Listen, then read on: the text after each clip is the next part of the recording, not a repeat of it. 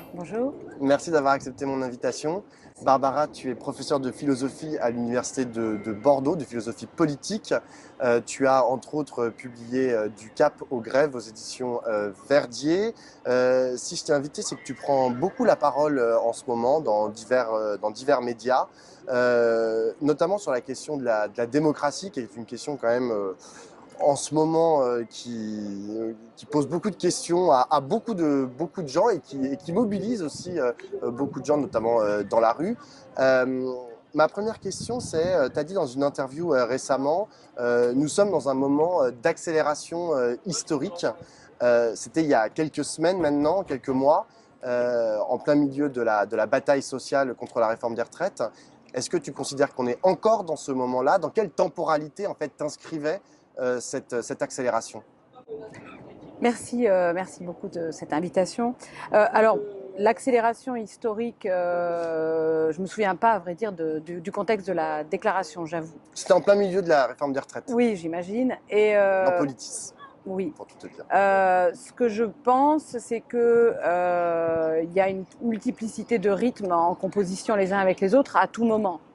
Mais en tout cas, moi, ce à quoi je suis sensible, c'est à essayer de détecter des processus historiques.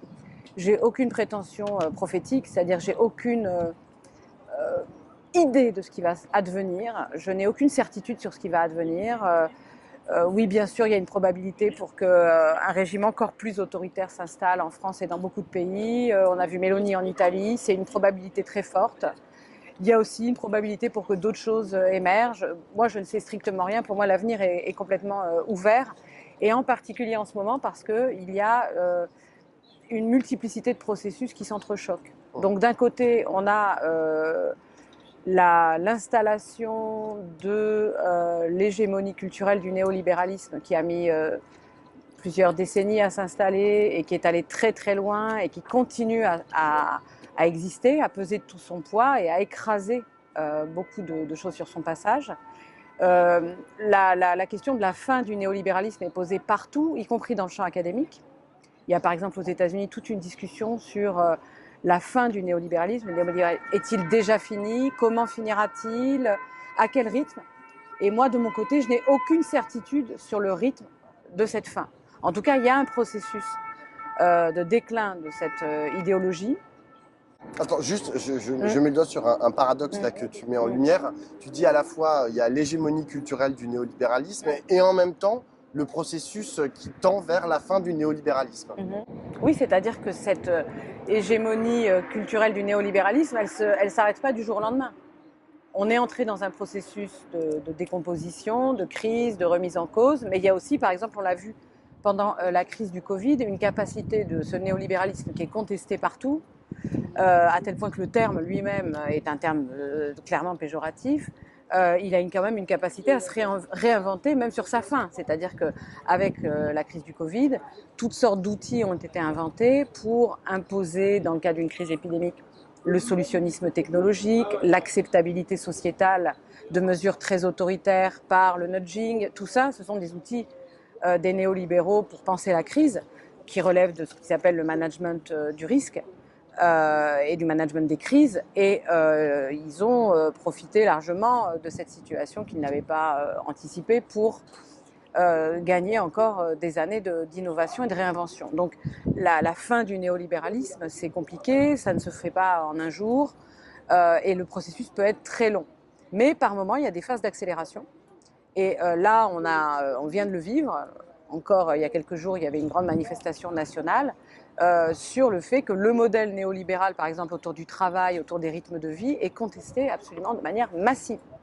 C'est quelque chose auquel les gens ne croient absolument plus. L'idée que le sens de l'histoire serait qu'on travaille toujours plus longtemps, qui était quelque chose qui était quasiment impossible à contester il n'y a pas si longtemps, sauf dans les milieux de gauche, dans les milieux très structurés, les milieux syndicaux, mais sinon, globalement, c'est une fausse idée qui s'était installée un peu partout et qui semblait impossible à contester. Cette idée-là, elle est aujourd'hui complètement discréditée. La vulnérabilité des conditions de vie, des vivants, et aussi des vivants humains et des vivants humains au travail, il y en a une très haute conscience, et le fait qu'on a un capitalisme de prédation qui est dans un modèle d'exploitation sans fin et qui est donc une menace, est quelque chose qui est de plus en plus clair à l'esprit de tous. Donc on a une accélération de cette prise de conscience, et c'est au-delà d'une prise de conscience, puisque ça se décline dorénavant en actions. Et en des actions qui sont créatives, inventives, des actions auxquelles personne ne s'attendait. Comme par exemple tout un peuple qui se coordonne pour inventer des moyens de blocage du gouvernement par les fameuses casserolades, par des choses qui sont d'ailleurs teintées de beaucoup d'humour et même de théâtralité, toutes sortes de choses sur lesquelles personne ne pouvait imaginer. Je rappelle qu'il n'y a encore pas très longtemps, nous étions tous confinés, masqués, apathiques soi-disant, soumis. Hein, j'entendais que les Français s'étaient finalement soumis. 1 an et demi plus tard, on découvre un pays en ébullition avec ses casseroles et qui est en train d'inventer toutes sortes de moyens d'action nouveaux tout en les couplant à des moyens d'action parfaitement traditionnels et assez puissants. Donc moi je trouve que c'est quelque chose qui était parfaitement inattendu et qui a montré que oui, la phase d'accélération de la fin du néolibéralisme, elle reprend régulièrement par soubresaut. Pour autant, malgré tout ce que tu viens de dire, on va travailler 2 ans de plus. C'est-à-dire que... Non, alors non.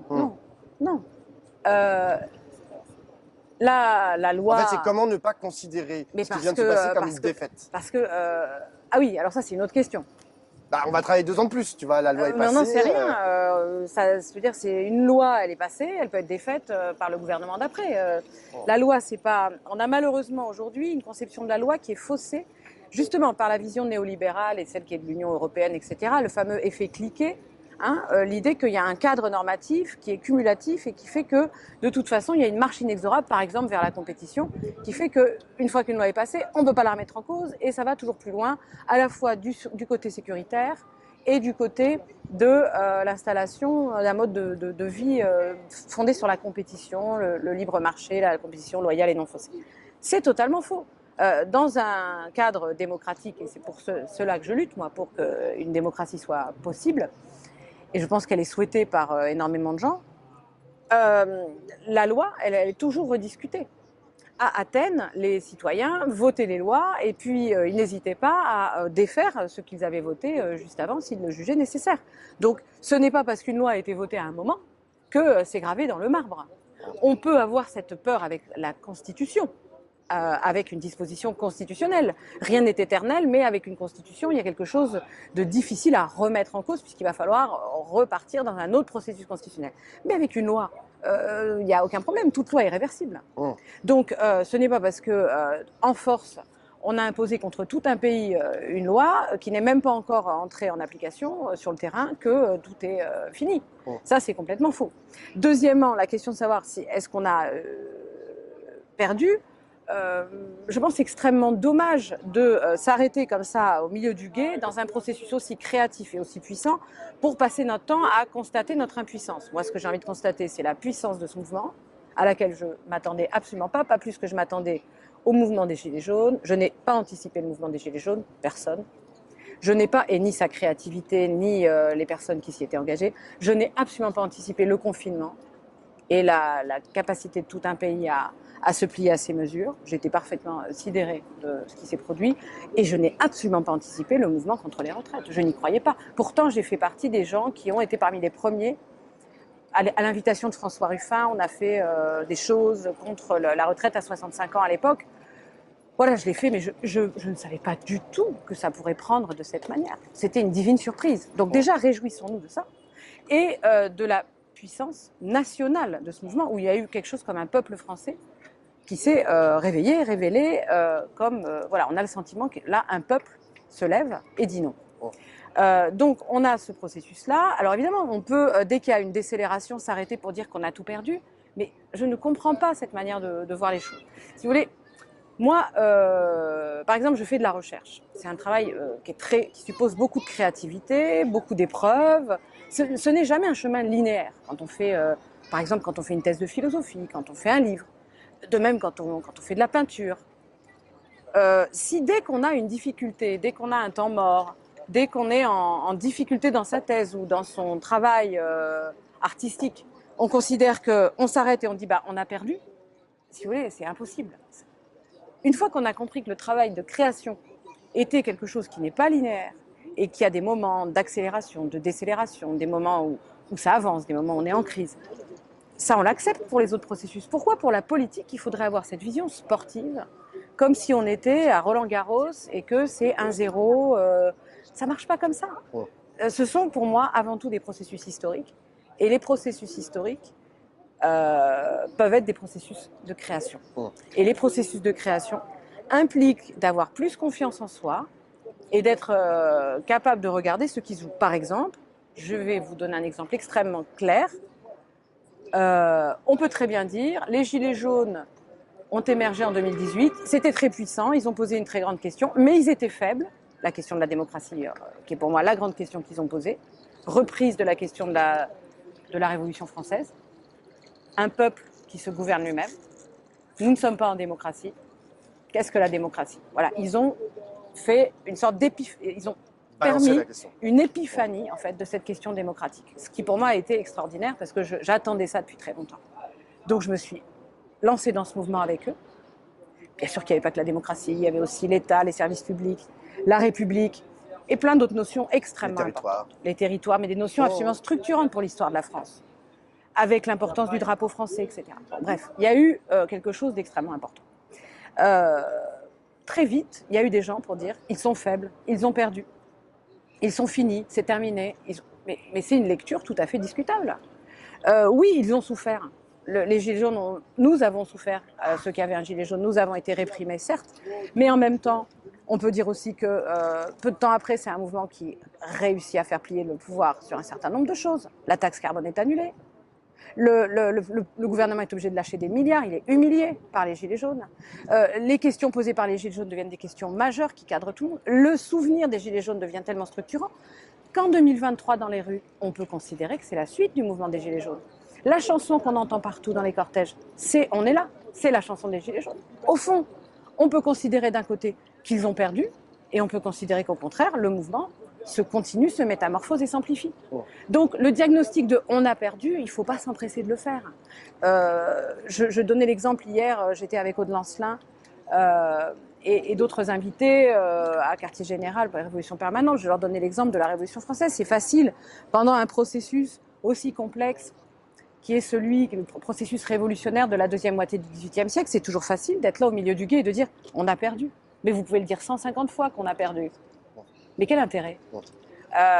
Moi, je suis aujourd'hui dans un moment, il y a encore quelques jours, on était dans une manifestation massive, il y a toutes sortes de combats qui sont devant nous, il y a un pays qui est vent debout contre ce pouvoir. Pour moi, c'est vraiment pas le moment de dire on a perdu. On est dans un processus, le bras de fer continue, et la réforme des retraites, là, elle est passée en force à l'Assemblée nationale, enfin même pas à l'Assemblée nationale, elle est passée en force par des artifices constitutionnels, certes, mais la messe n'est pas dite. Et aujourd'hui, ce qui s'est installé dans le pays, c'est qu'il est tout à fait légitime de parler de la retraite à 60 ans.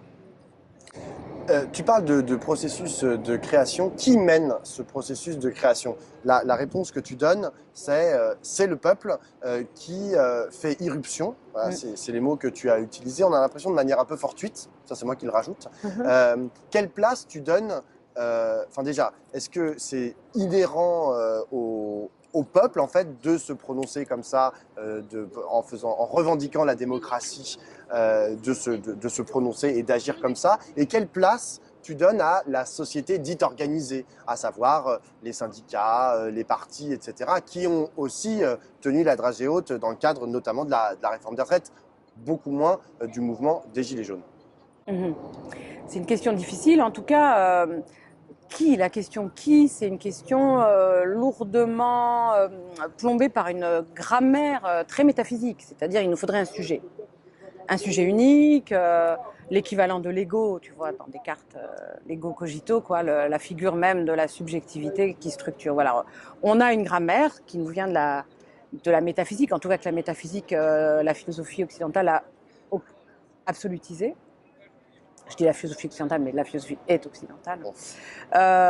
Et cette grammaire dit, devant des actes, devant des événements, il faut toujours un sujet. Le sujet qui. Et on cherche quelqu'un, c'est quasiment quelqu'un, une personne. Ça ne se passe pas comme ça. En fait, c'est une multiplicité de processus et il faut renoncer à cette idée d'un sujet. Par contre, on peut considérer que le peuple, ça a un sens, mais à condition de ne pas en faire un sujet, pas en faire une personne, à condition d'entendre son caractère profondément collectif, polymorphe, etc. Et si on entend ça, alors il n'y a plus d'opposition entre le peuple qui serait une irruption sauvage, dionysiaque en quelque sorte, une masse orgiaque, et puis le monde de la société organisée, comme tu le prétends dans ta question, qui serait donc lui du côté des institutions, de l'ordre.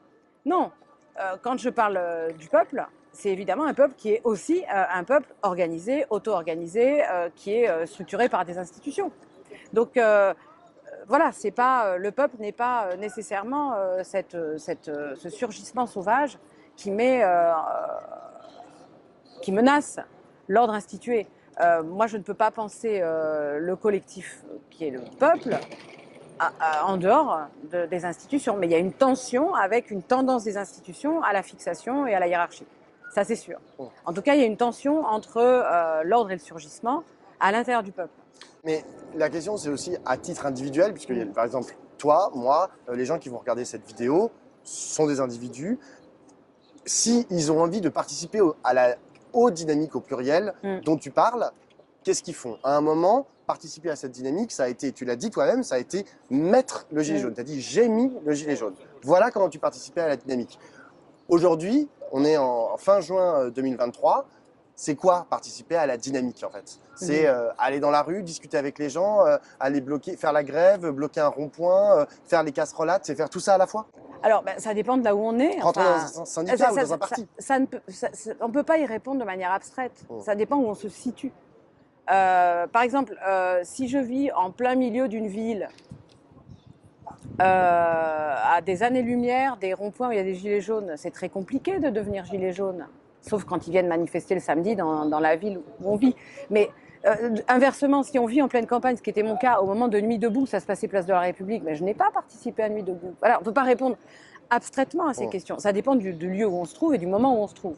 Ce qui est sûr, c'est qu'aujourd'hui, des actions se poursuivent, un mouvement social est toujours enclenché. À l'heure actuelle, il y a toujours des rendez-vous organisés par l'association Attaque, notamment sur ce fameux mouvement des casseroles, que je pense est extrêmement intéressant.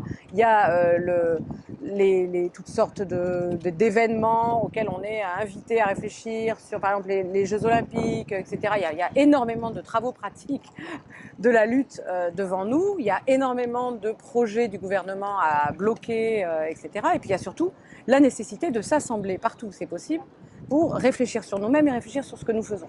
Alors, moi, je vais pouvoir répondre sur ce que moi je fais en ce moment, mais c'est pas du tout pour dire vous devez vous faire ça.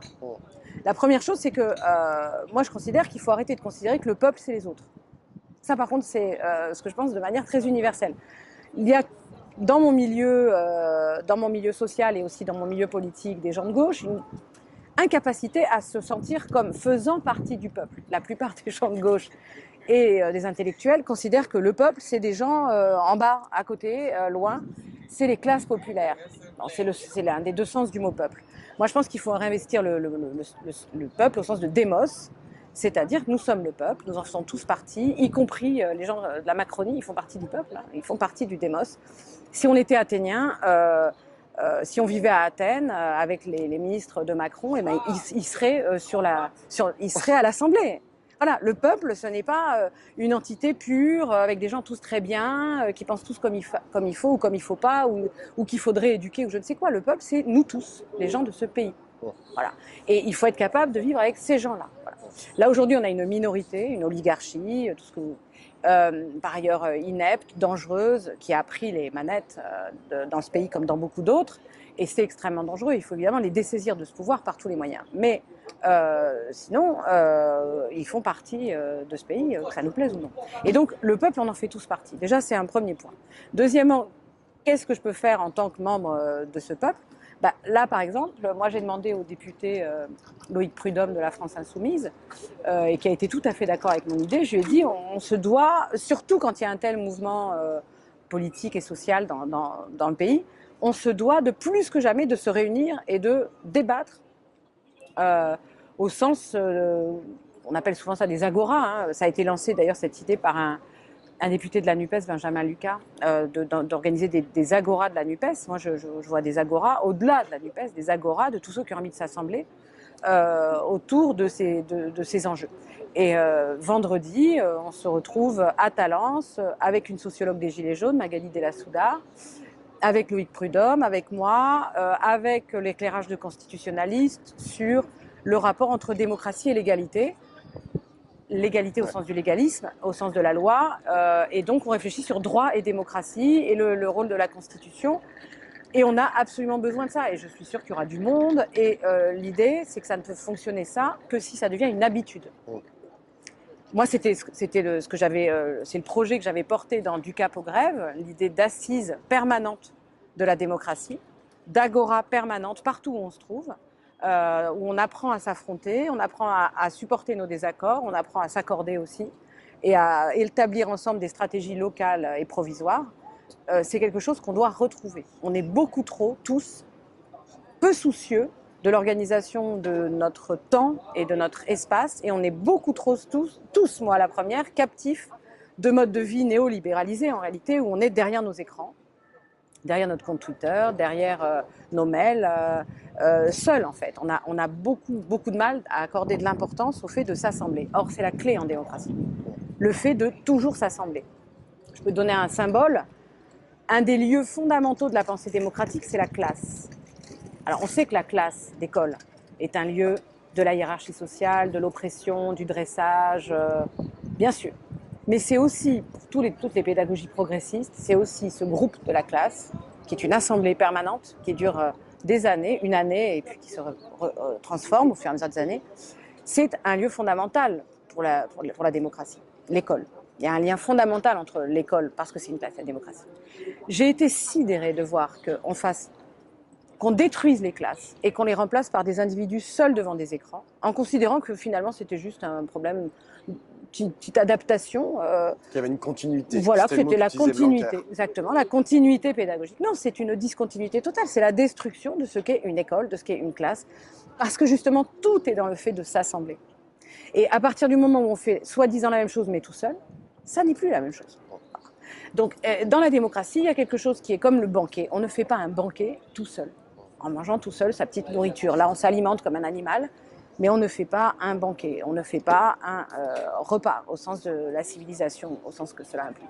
C'est exactement la même chose en politique. On ne peut pas faire de la politique si on ne comprend pas qu'il est fondamental de s'approprier des lieux qui sont à nous, pérennes, des habitudes, des temps longs, où on supporte qu'on n'avance pas, on supporte ces dyschronies, ce rythme qui n'est pas le rythme cumulatif des néolibéraux où tout avance comme ça avec l'effet cliquet. On supporte tout ça, voilà. Et ça, c'est vraiment toute une éducation à reprendre de nous-mêmes, parce que nos propres modes de vie ont été profondément néolibéralisés, et je me mets dedans, hein, je ne jette pas la pierre aux autres. Je pense qu'il faut d'abord se regarder dans la manière dont on vit, pour voir que c'est destructeur pour les conditions de base d'une démocratie. On voit que la base de ton discours, c'est deux concepts, c'est la démocratie et le peuple. C'est les mots que tu utilises le plus là, depuis le début de cet entretien. Il y a deux concepts que tu n'as pas utilisés, mais qui sont pourtant, qui reviennent beaucoup dans la bouche de certains ces derniers temps, depuis les Gilets jaunes, mais là aussi dans la réforme des retraites. C'est les concepts de révolution et les concepts d'insurrection. Donc, qui sont des concepts cousins, mais quand même un peu éloignés l'un de l'autre. Comment tu te situes par rapport à ça? C'est des mots que tu utilises? Oui, mais pas de manière très claire. J'ai pas vraiment des idées très fixées là-dessus. Bien sûr, j'ai beaucoup de mal avec le terme de réforme, parce qu'il a été doublement... il est doublement problématique. Il est problématique, bien sûr, parce qu'il a tout le temps été joué contre la révolution, quand on regarde la manière dont l'histoire du syndicalisme est divisée entre les syndicats dits révolutionnaires et les syndicats réformistes. Donc, bien sûr, il y a une idéologie, il y a une espèce de machine de guerre contre la révolution dans l'idée de réforme. Et puis, ensuite, la manière dont il a été extrêmement exploité par le néolibéralisme. Hein. Là, il faut être pour les réformes, ça veut dire pour les réformes néolibérales, qui sont en fait des contre-réformes, bien sûr. Donc, c'est un terme que je n'aime pas. Maintenant, le terme de révolution, oui, je veux bien, mais jusqu'à un certain point. C'est-à-dire que il y a toute une eschatologie révolutionnaire marxiste qui nous embarrasse beaucoup dans la lutte sociale et que j'ai beaucoup combattu dans Du Cap aux Grèves. J'ai pu voir dans mon expérience de 2019 quelque chose qui est bien connu, hein, des assemblées générales avec des amoureux de la Révolution qui vous expliquent qu'on ne va pas s'intéresser à comment on va réorganiser l'université pendant ce mouvement de grève, parce que l'université, bon, c'est une structure bourgeoise, et qu'il faut directement aller vers les classes révolutionnaires, c'est-à-dire qu'on aille tous à la raffinerie ou je ne sais pas où, parce que c'est là que se joue la révolution. Ce genre d'idéologie très simpliste, ça peut paraître folklorique, on peut en rire. En réalité, ça plombe énormément de luttes, y compris à l'université, c'est-à-dire dans l'œuf, là où la jeunesse apprend à faire de la politique. C'est-à-dire qu'on a une espèce de mystique pseudo-révolutionnaire, très eschatologique, avec une fin de l'histoire qui est déjà connue, qui est que c'est un certain type de travailleurs qui vont être les agneaux christiques de la Révolution.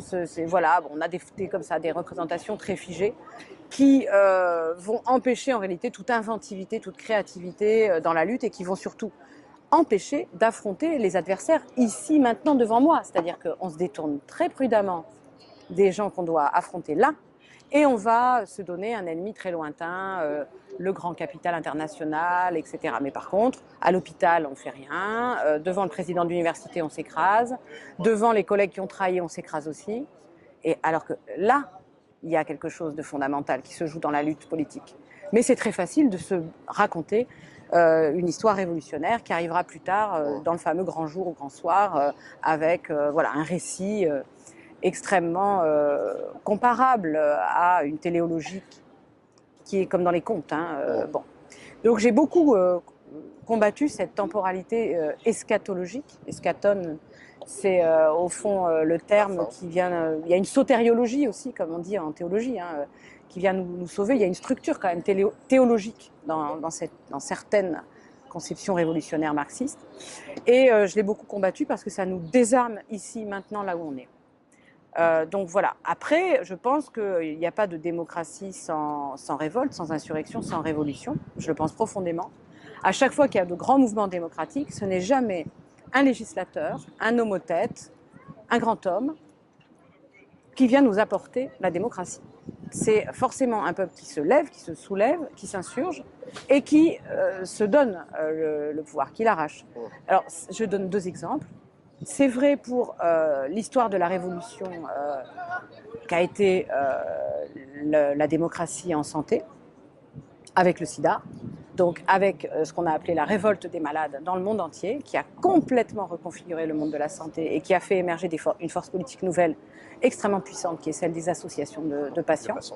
Et ça a été la fondation, le fondement, le départ, en tout cas, de l'idée de démocratie en santé, qu'il faut continuer à évidemment défendre, parce qu'elle est très mise à mal aujourd'hui, et qu'il faut évidemment poursuivre jusqu'aux soignants eux-mêmes, parce que pour l'instant les soignants sont mis de côté, c'est les patients qui sont au cœur de cette révolte.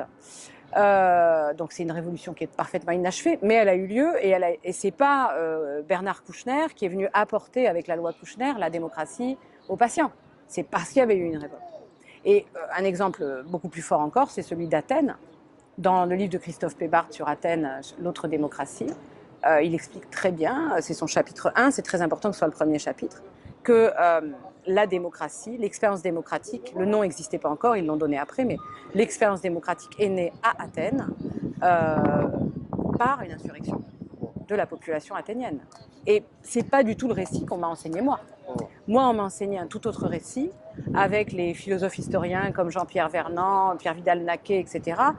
On m'a laissé entendre, ce qui s'est raconté, c'est que c'était les grands penseurs et les grands législateurs, Clisthène, héritier de Solon, etc., qui étaient venus apporter la démocratie aux Grecs.